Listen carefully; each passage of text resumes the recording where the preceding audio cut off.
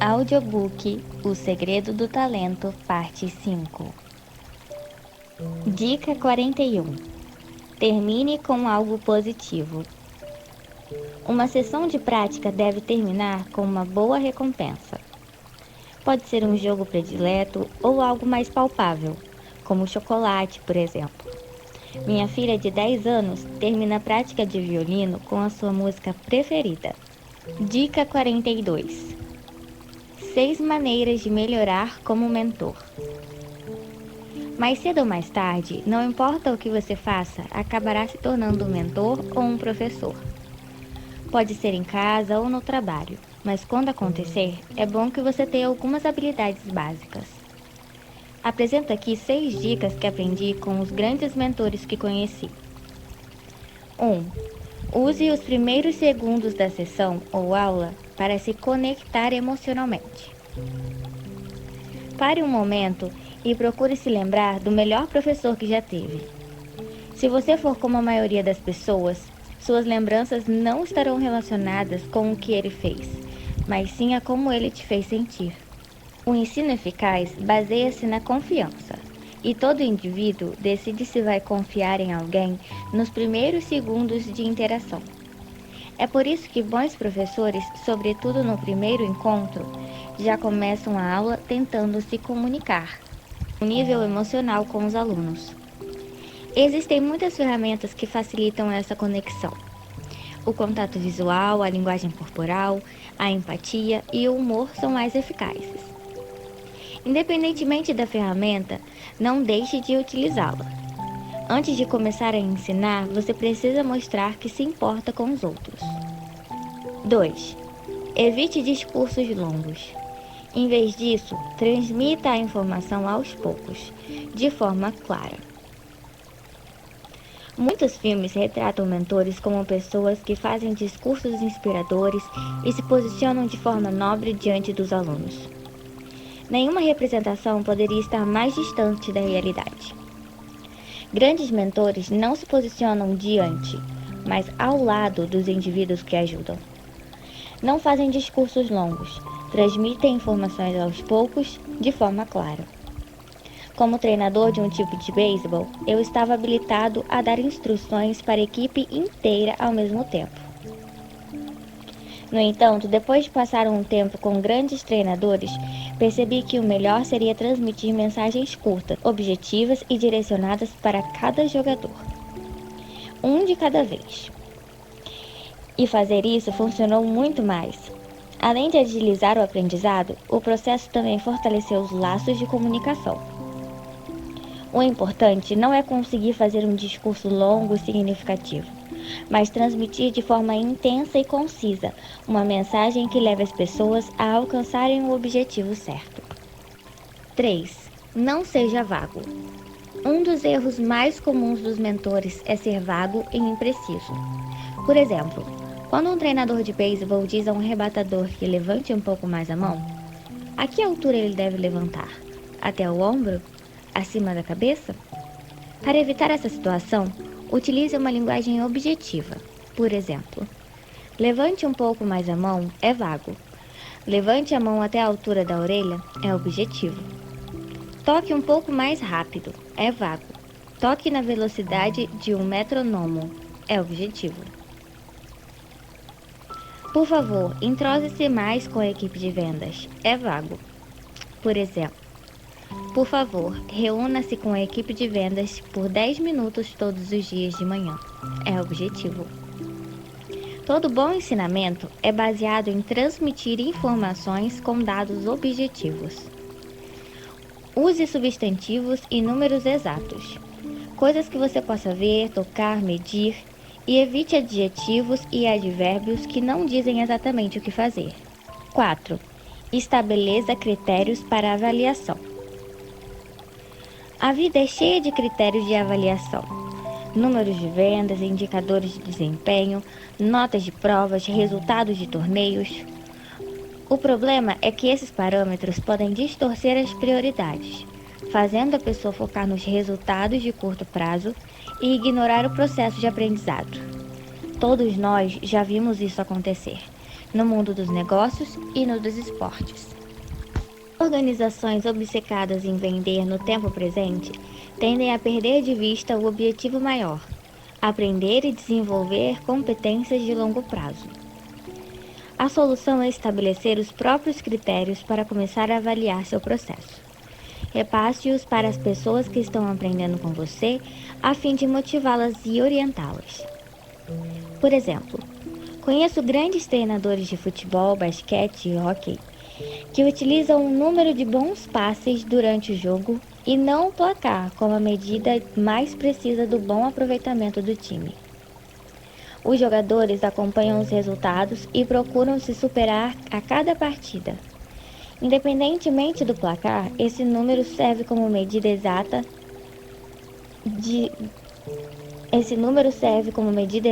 de seu verdadeiro processo. O fundador da Zappos, uma loja virtual de calçados, quis criar a melhor equipe de atendimento ao consumidor do mundo. O critério habitual da avaliação de sucesso nessa área é o número de clientes atendidos por hora. Para ele, porém, esse sistema não fazia sentido. Ele não queria simplesmente ser eficiente. Ele queria que os clientes ficassem felizes. A Zappos então resolveu ignorar esse sistema de avaliação e começou a registrar os momentos em que a equipe de atendimento ao cliente atingia um nível de processo acima da média. Essas ocasiões, computadas e celebradas pela empresa, formam seu critério de avaliação. E esse sistema, pelo visto, está dando certo. O dono das Zappos decidiu ligar um dia para lá, no meio da noite, para fazer um teste. Sem se identificar, perguntou se podia pedir uma pizza. Em poucos segundos, recebeu uma lista com mais de 5 pizzarias próximas à sua casa e que ainda estavam abertas. 5. Maximize a capacidade de superação. A capacidade de superação é a essência do aprendizado. Quando a pessoa está seguindo em frente, dando mais de si, lutando e melhorando. A intenção dessa regra é mostrar que os bons mentores encontram formas de criar ambientes que levam os seus pupilos a saírem da inércia para começar a se superar. É por isso que grandes treinadores esportivos evitam atividades em que os jogadores ficam em fila, esperando a vez, e dão preferência a jogadas simples, porém significativas. Mas essa ideia não se aplica apenas aos esportes. Recentemente, a empresa de logística UPS estava tendo problemas com seu programa de treinamento de motoristas. O índice de retenção de clientes estava baixo. Os números de acidente e insatisfação altos. Ela então adotou uma solução bastante original. Cancelou os cursos em sala de aula e construiu um amplo centro de treinamento que custou 34 milhões de dólares. Uma pequena cidade para que os trainers pudessem aprender na prática. Em vez de assistir aulas sobre direção, estocagem e entrega, os trainers dirigiam, estocavam e faziam entregas. Para ensinar equilíbrio, os treinadores ensaboavam o chão sem que ninguém soubesse e pediam aos trainers para que passassem ali carregando caixas. O programa foi um sucesso. Os índices de retenção, desempenho e sofisticação subiram. Algumas escolas liberais aumentam a capacidade de superação com uma técnica chamada inversão da sala de aula, em que os alunos utilizam o tempo em sala de aula para ouvir o conteúdo e depois reforçam o aprendizado em casa. Numa turma invertida, os alunos fazem o contrário. Eles escutam a matéria em casa, online e praticam no colégio. Resolvem problemas, procuram compreender conceitos, em essência se esforçam, enquanto o professor caminha pela sala ajudando um aluno de cada vez. Na Escola da Califórnia, o índice de desempenho anual de álgebra dos alunos de uma turma invertida foi de 23% superior ao alcançado de turmas convencionais. Para ser um bom mentor, é importante criar um ambiente mais motivador possível e saber substituir momentos de inércia por oportunidades de aprendizado intensivo. 6. Procure criar alunos independentes. Seu objetivo a longo prazo como mentor é ajudar seus alunos a se desenvolverem a ponto de não precisarem mais de você. Para isso, evite ser o centro das atenções. Procure criar um ambiente em que as pessoas consigam executar sozinhas as suas atividades. Sempre que possível, saia do local para criar momentos de independência. Imagine que a sua função é produzir várias versões de você. 3. Processo contínuo. Adote a repetição, cultive a garra e guarde em segredo as grandes metas. O desenvolvimento de talentos é como uma corrida no terreno acidentado. Você vai se deparar com desafios, obstáculos e altos e baixos. Para que seu processo seja permanente, é necessário ser flexível no momento e intransigente em outro. Lidar com os obstáculos imediatos e, ao mesmo tempo, focar em acontecimentos a longo prazo. Em suma, estar preparado. As dicas dessa sessão são ferramentas para ajudá-los nessa jornada. Dica 43. Adote a repetição. A repetição não é vista com bons olhos. Geralmente achamos chato e desestimulante ter que fazer a mesma coisa várias vezes. Mas essa percepção é completamente equivocada. A repetição é a alavanca mais poderosa para desenvolver nossas habilidades, porque nos faz utilizar o mecanismo interno que aumenta a velocidade e a precisão das conexões produzidas no cérebro. Em preparação para capturar Osama Bin Laden, no Paquistão, em maio de 2011, o SEAL Team 6, grupo de elite da Marinha Americana, construiu na Califórnia do Norte e em Nevada réplicas em tamanho real do lugar em que o terrorista vivia, fazendo simulações do ataque durante 3 semanas. E eles repetiram essa operação várias vezes, recriando as condições que poderiam encontrar. Outro exemplo vem de Mo Norman, um canadense tímido que participou brevemente de torneios de golfe profissional nas décadas de 1960 e 1970 e acabou sendo considerado, na opinião da maioria dos entendidos, o jogador de golfe mais preciso da história. A partir dos 16 anos, ele passou a praticar 800 a 1.000 tacadas por dia, 5 vezes por semana. Por conta das questões emocionais e em função do autismo, Norman tinha dificuldade de participar de campeonatos. Mas numa demonstração de 1995, o golfista deu 1.500 tacadas seguidas. Todas as bolas pararam a uma distância aproximada de 13 metros umas das outras. Norman acordava todo dia sabendo que ia acertar. A precisão dele é assustadora, disse Tiger Woods. Adotar a repetição significa mudar de mentalidade. Em vez de enxergar esse procedimento como uma obrigação, considere-a como a ferramenta mais poderosa que você tem. Bruce Lee disse certa vez: "Não temo um homem que praticou 1.000 golpes uma vez, mas aquele que praticou um golpe 1.000 vezes." Dica 44. Tenha a mentalidade de um operário. Vistas de longe, as pessoas mais bem-sucedidas de suas áreas parecem ter uma vida confortável. Quando olhamos de perto, vemos que passam grande parte do tempo praticando seu ofício sem arrogância. Elas trabalham como operários, acordam todo santo dia de manhã e vão para o trabalho, com ou sem vontade. Chuck Close, pintor e fotógrafo americano, disse: "Viver apenas de inspiração é para amadores." Dica 45. Para cada hora de repetição, passe 5 horas praticando. Jogos e campeonatos são divertidos e emocionantes, mas também atrasam o desenvolvimento de habilidades, por 4 motivos. 1. A presença de outras pessoas diminui a disposição para enfrentar riscos, o que nos afasta do ponto ideal. 2. Em jogos não é possível executar um número adequado de repetições de qualidade. 3.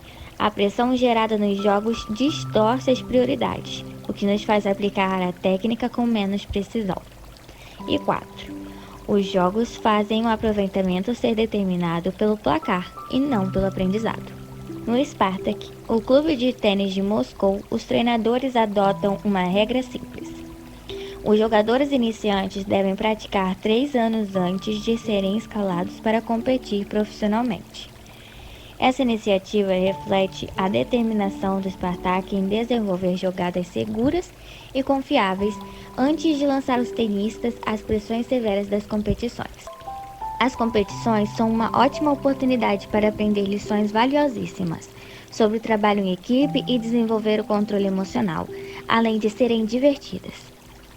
Em muitos casos, porém, constituem também uma forma bem ineficaz de aprimorar habilidades. O ideal é que essas performances em público aconteçam em ocasiões especiais e não se transformem em uma rotina. São de 5 horas de prática para 1 hora de competição é um bom ponto de partida. Se forem 10 em cada 5, então, melhor ainda. Dica 46.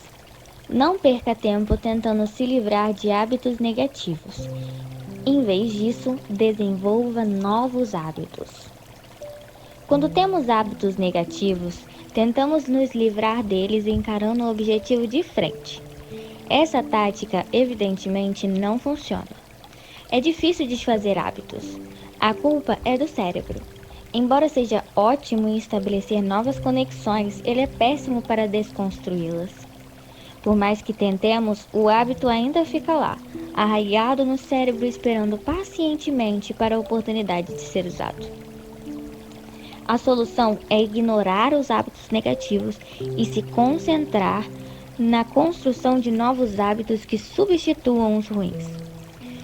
Um bom exemplo dessa técnica pode ser encontrado em um estudo feito numa empresa de Los Altos, na Califórnia, que ajuda pessoas com timidez crônica a desenvolver habilidades sociais. Os terapeutas da clínica não investigam a história pessoal dos clientes. O propósito não é corrigir nada. Em vez disso, eles se concentram em desenvolver novas habilidades, por meio do que chamam de modelo de aptidão social.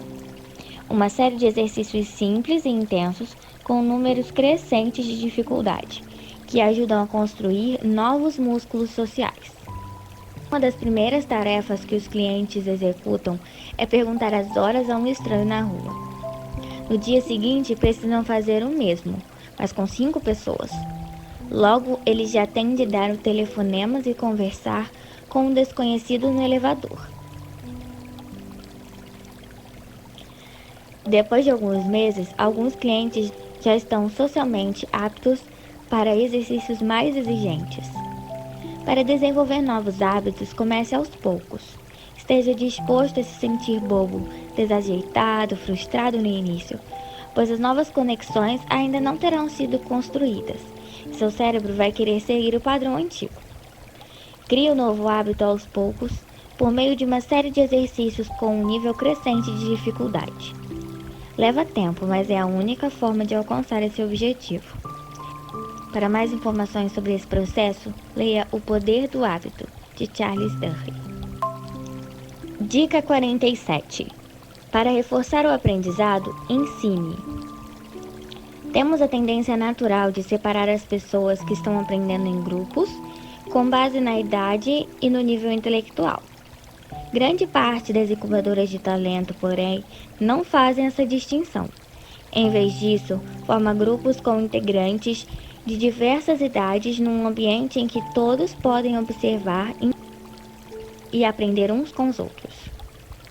Por exemplo, assisti um treino de beisebol de Frank Field, em Curaçao, com 90 crianças de 7 a 16 anos.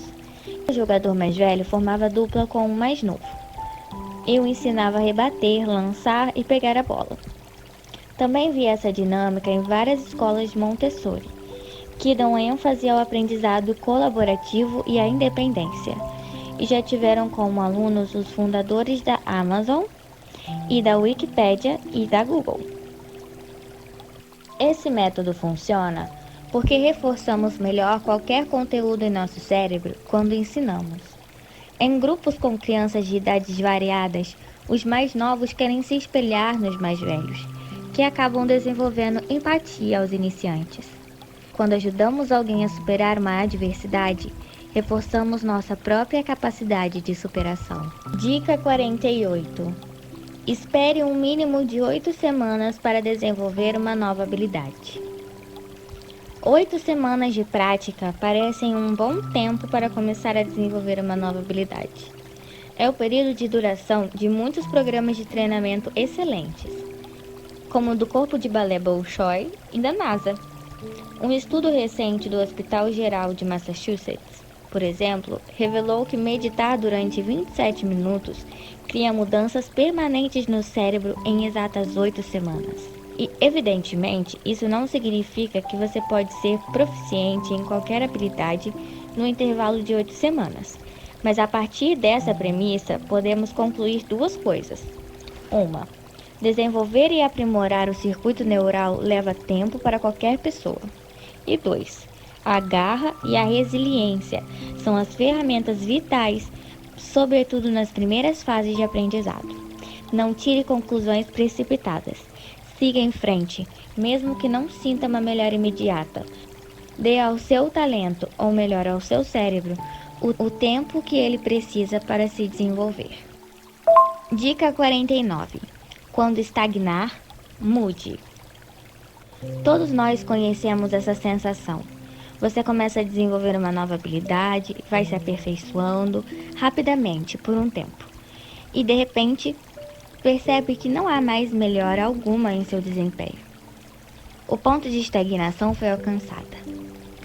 Cheguei a esse estágio recentemente, depois que comprei uma mesa de ping-pong para jogar em casa. Fui ficando melhor a cada vez que jogava. Isso durou alguns meses, até que de repente o processo parou. O que aconteceu? O ponto de estagnação surge quando o cérebro alcança um nível de automatismo. Em outras palavras, quando conseguimos realizar uma habilidade de forma automática, sem precisar pensar antes de agir. Como quando andamos de bicicleta ou mascamos chiclete. Na maioria dos casos é bastante cômodo para o cérebro permanecer nesse estado, já que ele fica livre para outros assuntos que demandam atenção. No que se refere ao desenvolvimento de talentos, no entanto, esse estágio é nocivo, porque cria estagnação. Uma pesquisa realizada pelo Dr. K. Andrews, professor de psicologia da Universidade do Estado da Flórida, revela que a melhor maneira de superar a estagnação é passar por cima dela. Mudar o seu método de prática de modo a interromper o piloto automático e reconstruir um circuito melhor e mais rápido. Uma forma de fazer isso é obrigar-se a realizar a tarefa em menos tempo do que o usual, ou ir mais devagar para detectar erros não percebidos anteriormente. Outra ideia é fazer as coisas do modo inverso, de trás para frente, de cima para baixo. Não importa a técnica, desde que você encontre uma maneira de sair do piloto automático e chegar ao ponto ideal. No meu caso, coloquei metade da mesa de ping-pong na vertical, formando uma espécie de paredão. Comecei a praticar nesse novo aparato alguns minutos por dia. No início foi estranho. A bola, por causa da distância menor, voltava rápido demais, e eu mal conseguia rebatê-la. Mas acabei me acostumando com aquele ritmo, e meu estilo de jogo ficou muito mais competitivo. Dica 50. Cultive a garra. A garra é uma mistura de paixão, perseverança e autodisciplina que nos faz seguir em frente apesar dos obstáculos. Não é algo que chama muita atenção, mas não é para chamar atenção. No mundo em que nos distraímos frequentemente com brilhantes demonstrações de talento, ter garra é o que faz diferença a longo prazo. Recentemente, Angela, pesquisadora da Universidade da Pensilvânia, mediu a influência da garra em 1.200 cadetes novatos da Academia Militar dos Estados Unidos, antes de um brutal treinamento de verão.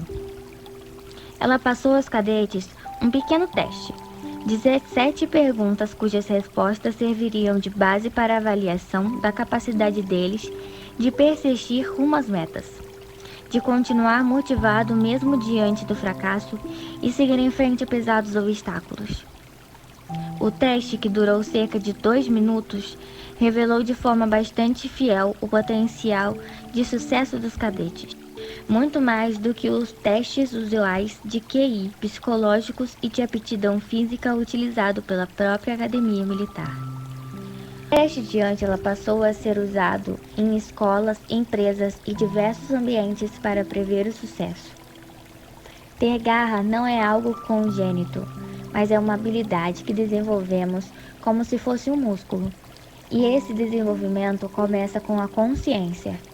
Por exemplo, ao se deparar com um obstáculo, como você reage? Tende a focar o objetivo de longo prazo ou vive mudando de interesse? O que está procurando a longo prazo? Comece a prestar atenção nas áreas da sua vida em que você tem garra e valorize esse atributo em si mesmo e nos outros. Dica 51. Guarde as grandes metas em segredo. Embora seja natural e muito tentador querer contar as nossas grandes metas para os outros, é inteligente guardá-las para nós mesmos. Num experimento realizado na Universidade de Nova York em 2009, 163 alunos receberam um projeto difícil e tiveram 45 minutos para propor estratégias de execução. Metade dos alunos deveria anunciá-las, enquanto a outra metade ficaria em silêncio. Os primeiros abandonaram o projeto cerca de meia hora depois, dizendo que já estavam satisfeitos com o trabalho. No entanto, utilizaram todo o tempo e continuaram fortemente motivados. Contar nossas grandes metas aos outros diminui a probabilidade de elas se concretizarem. Isso acontece porque no momento em que contamos, cria-se uma recompensa inconsciente, que leva o cérebro a acreditar que já alcançamos o objetivo. Uma das opções mais inteligentes que podemos fazer é a de não contar nossos objetivos para ninguém. Dica 52. Pense como um jardineiro. Trabalhe como um carpinteiro. Todos nós queremos desenvolver habilidades o mais rápido possível, mas na verdade esse processo é lento. Ninguém vai criticar uma semente por ainda não ter se tornado uma árvore grande. Da mesma forma que você não deve se diminuir por não ter atingido todo o seu potencial ainda. Em vez de ficar chateado com isso, desenvolva as suas aptidões diariamente com a prática intensiva. Para isso, uma boa ideia é pensar como um jardineiro e trabalhar como um carpinteiro. Ouvi essa frase em Spartak e ela tem um significado poderoso. Seja paciente, sem julgamento. Trabalhe com afinco, de maneira estratégica, sabendo que cada parte se conecta com um todo maior. Esse foi o audiobook O Segredo do Talento. Minha sincera gratidão, um beijo no coração e até a próxima.